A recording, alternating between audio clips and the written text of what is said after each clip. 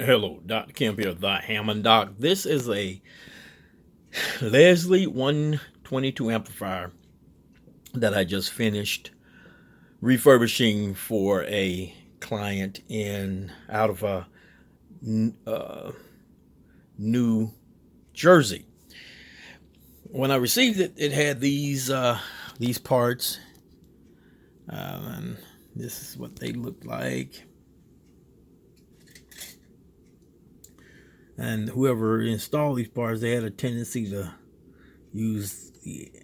have this excess solder on the legs of the components for some reason. And the potentiometer simply fell apart as I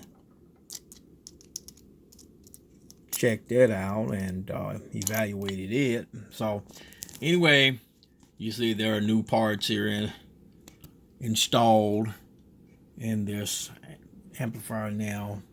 Replaced this Hammond Suzuki relay with a brand new mechanical relay here, and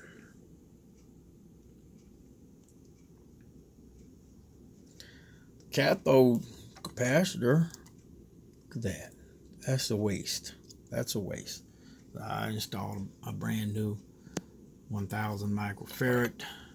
Since this was 1000 microfarad, I went on ahead and replaced it with another 1000. I use those sometimes in my amps when I rebuild them.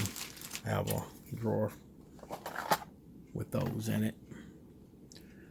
But in most cases, I'm going to use either the 220 microfarad, or I have some of these 200 microfarad cathode bypass capacitors to go in amps. So this was this project from New Jersey. It is now complete. I'll show you what it looked like. The case, the chassis is not the most attractive chassis that I've ever seen, but this amplifier plays beautifully. It sounds wonderful.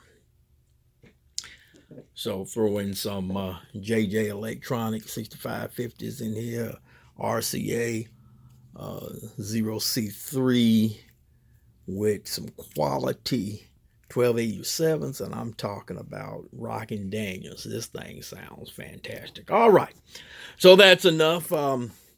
If you want to have the Hammond Doc rebuild your amplifier, your Leslie 122 or 147 amplifier, or even your Hammond AO28 preamplifier or AO39 or AO44 amps out of your A100 organs, just send me a message at vintageb3organ@outlook.com. That's vintageb3organ@outlook.com, and I'll get back with you.